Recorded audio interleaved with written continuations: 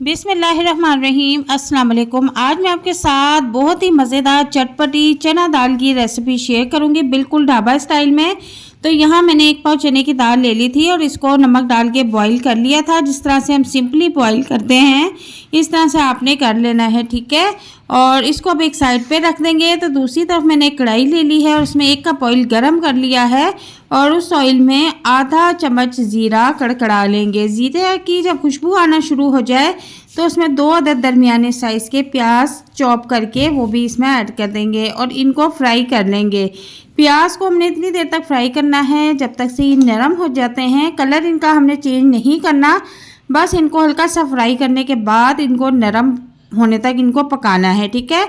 और इसके बाद 1 चम्मच लहसुन और 3 से 4 अदद हरी मिर्च इकट्ठी दोनों चीज़ें मैंने जो है वो ग्राइंड कर ली थी। इसके बाद इनको हम भून लेंगे जब तक से लहसुन का कच्चापन ख़त्म नहीं हो जाता, तब तक से इसको भूनेंगे।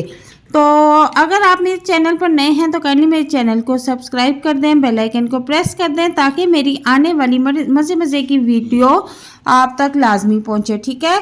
अब इसके बाद यहाँ पर मैंने 2 अदद दरमियाने साइज़ के टमाटर कटिंग करके वो भी इसमें ऐड कर दिए हैं और इनको भी अच्छी तरह से फ्राई कर लेंगे। अब टमाटरों को हमने अच्छी तरह से फ्राई कर लेना है, जब तक से नरम नहीं हो जाते तब तक हम इसको खूब भूनेंगे, ठीक है। मिर्च मसाला भी इसमें ऐड कर लेते हैं अपने टेस्ट के मुताबिक। तो यहाँ पर नमक ऐड करेंगे। नमक मैंने दाल में भी ऐड किया हुआ है, हिसाब से करना है। आधी चम्मच सुरख मिर्च ऐड करेंगे, आधी चम्मच हल्दी ऐड कर देंगे और आधी चम्मच पिसा हुआ धनिया भी ऐड कर देंगे। अब इन तमाम चीज़ों को अच्छी तरह से भून लेंगे। अब इतनी देर तक इनको भूनेंगे जो टमाटर खड़े नज़र आ रहे हैं ये बिल्कुल पेस्ट बन जाए। तो वीडियो ज़्यादा लंबी ना हो जाए इसलिए मैंने टाइम जो है स्किप कर दिया है।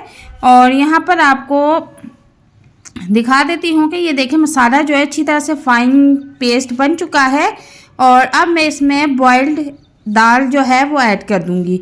तो दाल में भी मैंने नमक डाला हुआ है, तो आपने हिसाब से नमक की क्वांटिटी रखनी है।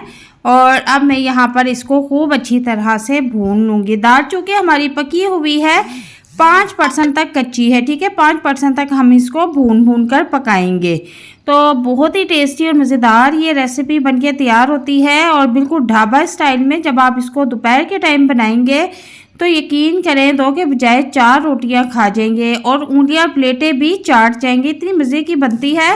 उम्मीद करती हूँ कि आज की रेसिपी आपको बहुत पसंद आएगी। तो वीडियो पसंद आए तो इसे लाइक और शेयर ज़रूर कीजिएगा। मिलते हैं नेक्स्ट वीडियो में एक नई और मज़ेदार रेसिपी के साथ।